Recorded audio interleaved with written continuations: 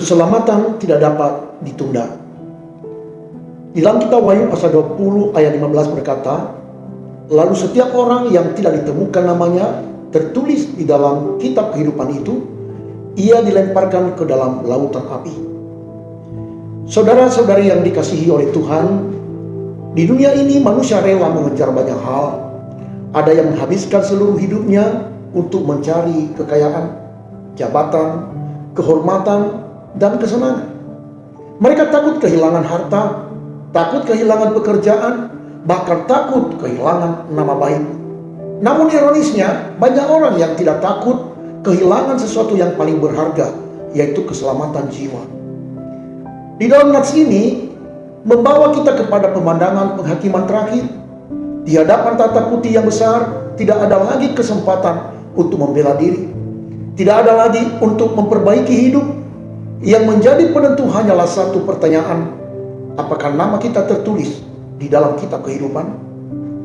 Pada saat itu, uang tidak dapat membeli keselamatan, gelar tidak dapat menyelamatkan, jabatan tidak dapat membela, popularitas tidak dapat membuka pintu surga. Semua yang dibanggakan di dunia akan kehilangan nilainya. Yang bernilai kekal hanyalah hidup yang lebih menerima Yesus Kristus sebagai Tuhan dan Juru Selamat. Betapa menyedihkan jika seseorang baru menyesal ketika pintu pertobatan telah tertutup. Seperti pada zaman Nuh, ketika pintu bahtera ditutup oleh Allah, orang-orang mulai sadar saat air bah datang. Mereka mengetuk, berteriak dan memohon, tetapi semua sudah terlambat. Penyesalan tidak lagi mengubah keadaan. Demikian pula pada hari penghakiman, tidak ada kesempatan kedua. Hari ini Tuhan masih membuka tangannya. Hari ini kasih karunia masih tersedia. Hari ini suara Roh Kudus masih memanggil kita untuk bertobat, tetapi tidak seorang pun tahu kapan kesempatan itu berakhir. Karena itu, jangan menunda pertobatan. Jangan berkata, nanti kalau sudah tua saya akan sungguh-sungguh ikut Tuhan. Jangan berkata, nanti kalau hidup saya sudah lebih baik. Keselamatan adalah keputusan yang harus diambil hari ini, sebab hari esok bukan milik kita. Tuhan Yesus telah membayar lunas harga keselamatan melalui kematiannya di kayu salib. Tugas kita adalah percaya kepadanya, hidup dalam pertobatan, dan tetap setia sampai akhir. Jangan sampai kita memperoleh seluruh dunia, tetapi kehilangan hidup yang kekal. Renungkanlah hal ini.